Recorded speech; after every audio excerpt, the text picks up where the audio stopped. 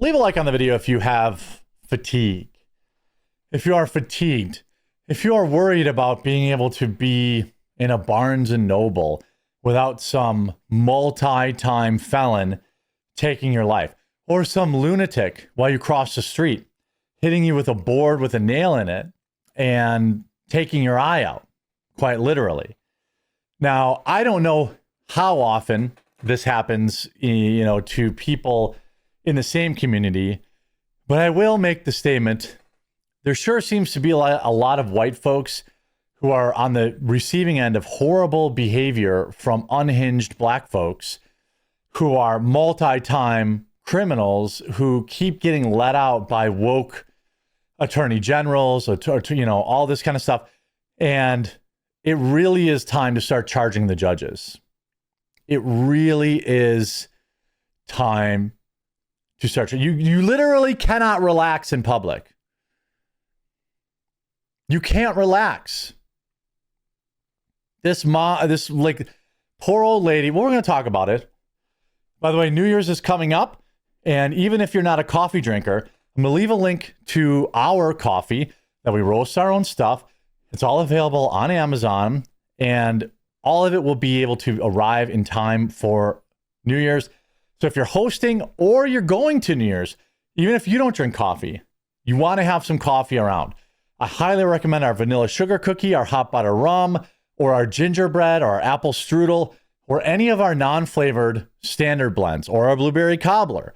It's all delicious. It supports the channel. It's all available in K-Cups too, and it's all available for 1 to 2 day shipping for free. So hopefully you'll help support the channel and also be a hero at New Year's Eve. On Monday night, similar to the unprovoked subway attack on Irina Zarutska, another feral mongrel dog, Antonio Moore, took the life of an innocent woman, Rita Lancharich, in the back, stabbed her in the back, and takes her life at a Barnes & Noble bookstore. You know dang well Barnes & Noble has security footage, not a peep from mainstream media. You literally cannot relax.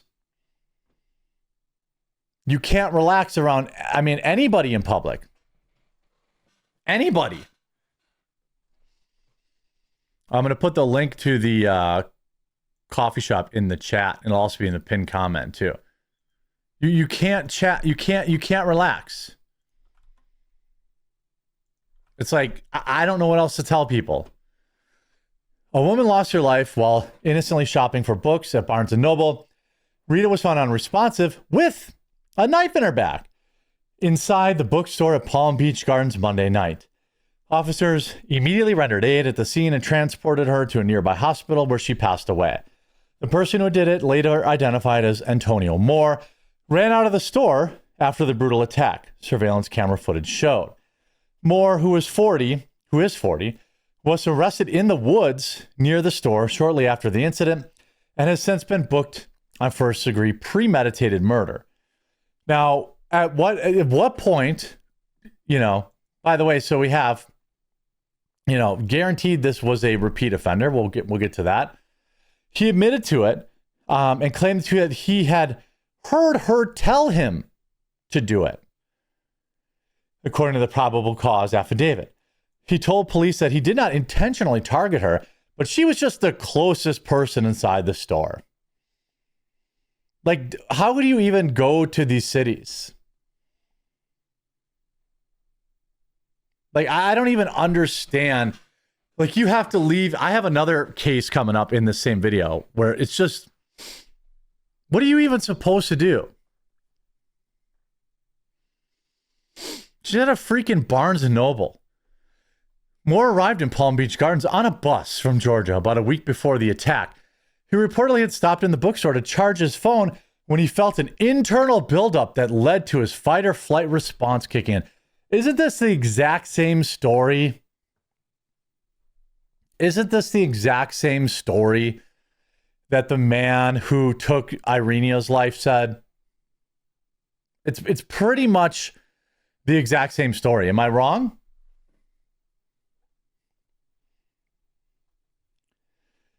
Why did he have the knife in the first place? I mean, you cannot, I mean, you see a guy like this, you cannot relax. You need to literally run away. I don't care if people make fun of me. You know, if you're not carrying, you don't turn your back on somebody like this and you get away from them. Just look at them. The problem is so many white liberals are like, man, I don't want to cross the street because people will call me racist. Now you're dead. Now, I'm not saying she was a liberal, okay? But I'm saying, like, you better believe I'm crossing the street if I see a guy that looks like this. Crazy look in their eye, unkempt. I'm crossing that street. And you can call me whatever you want. I'd rather you call me racist than be dead. How about this person? Interesting look to them as well.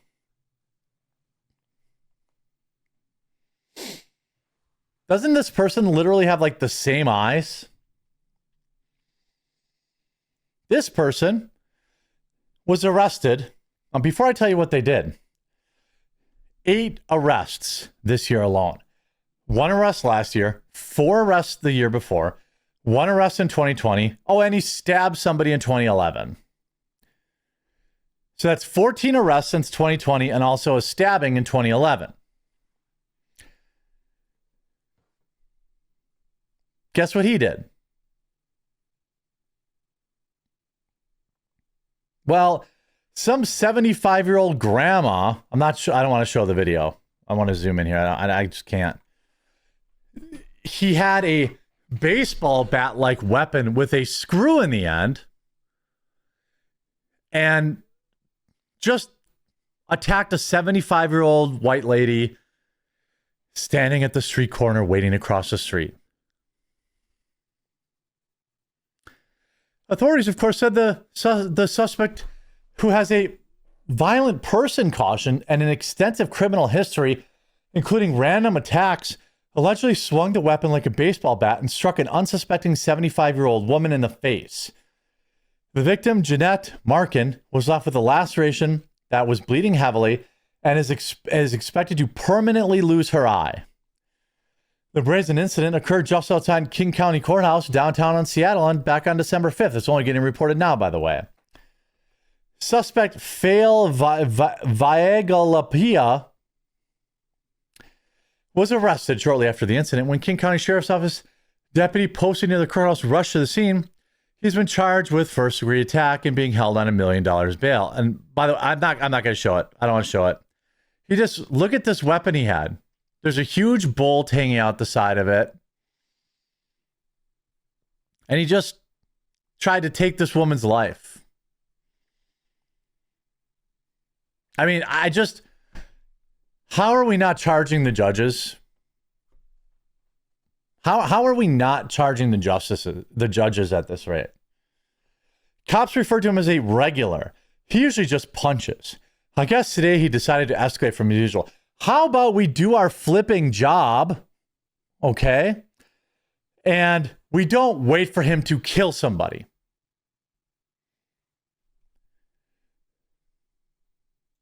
How about that?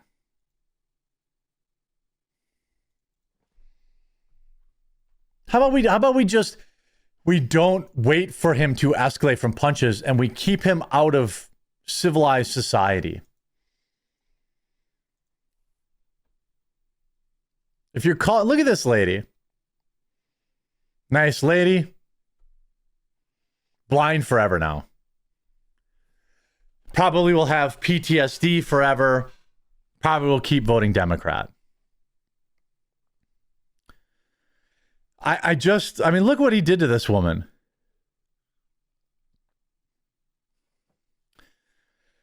This guy has, by the way, other assault convictions in 2023, 2024, and 2020.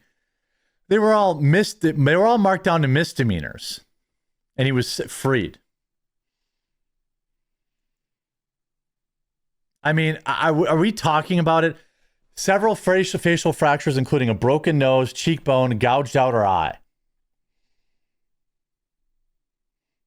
But, you know, we can't be arresting these people. How about this family? All of them are dead. Why? Because she wanted to not be responsible. A 3-year-old boy orphaned as his entire family is wiped out on the way home from a Christmas party by a driver speeding the wrong way down the highway. Any guesses on were they high on drugs? Bet you this person probably survived too. Oh yeah. She had non-life-threatening injuries. They're all dead, and this woman didn't even have life-threatening injuries. And she was drunk. Officials confirmed that alcohol was a contributing factor in the crash. Now this kid's whole family's dead. You know, I don't, it's like, this case is maybe a little bit different because it's a DUI, and that seems like, you know, something that all groups of people seem to have a problem with. But I don't understand. Like, why do we have to keep, why can't we have tougher, like, we don't have, yeah, can't wait to see it arraigned before a bow tie wearing no nonsense Harris County Judge Fleischer, gonna be on YouTube. Yeah, I mean, it's just, this is what happens when you live with no consequences, and it's always seemingly the same group of people that are suffering because of it. Just pathetic.